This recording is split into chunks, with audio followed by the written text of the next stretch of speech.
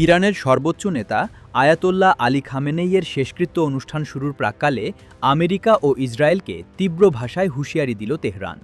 মার্কিন president Donald Trump এবং Israeli প্রধানমন্ত্রী বেঞ্জামিন নেতানিয়াহুর উদ্দেশ্যে ইরান সাফ জানিয়েছে, শেষকৃত্য চলাকালীন কোনো রকম উস্কানিমূলক বা আগ্রাসী পদক্ষেপ করা হলে তার চরম প্রতিশোধ নেওয়া হবে।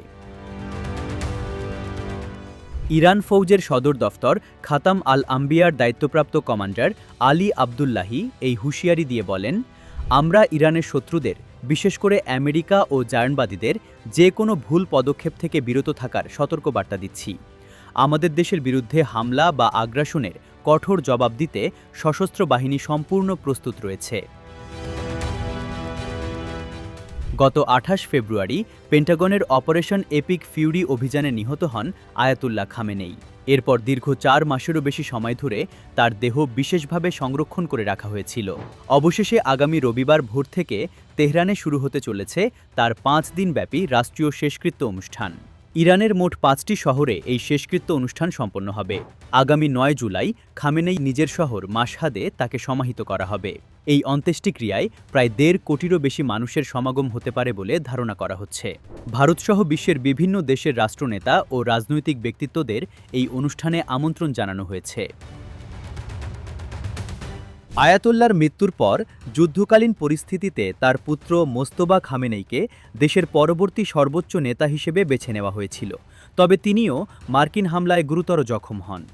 আগামী রবিবারের এই মেগা অনুষ্ঠানে নিরাপত্তা নিয়ে চরম উদ্বেগ তৈরি হয়েছে।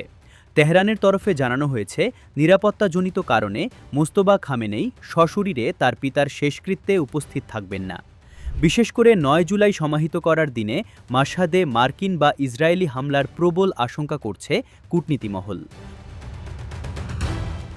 পর্যবেক্ষকদের মতে, খামেনেইয়ের শেষকৃত্যকে হাতিয়ার করে আন্তর্জাতিক মঞ্চে আমেরিকা বিরোধী হাওয়া তুলতে চাইছে তেহরান।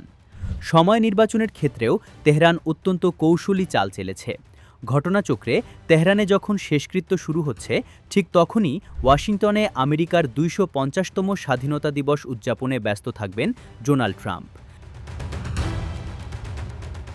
তবে আন্তর্জাতিক সংবাদ মাধ্যমের আকর্ষণের কেন্দ্রে ইতিমধ্যেই ওয়াশিংটনকে পিছনে ফেলে দিয়েছে তেহরান। ইরানের প্রেসিডেন্ট মাসুদ পেজেশকিয়ান এই ৫ দিনের অন্ত্যেষ্টি পর্বের বিপুল আয়োজন নিশ্চিত করেছেন, যা রাজনৈতিক ও প্রচারের আলোয় ট্রাম্পের কর্মসূচিকে ম্লান করে দিতে পারে বলে মনে করছেন বিশেষজ্ঞরা।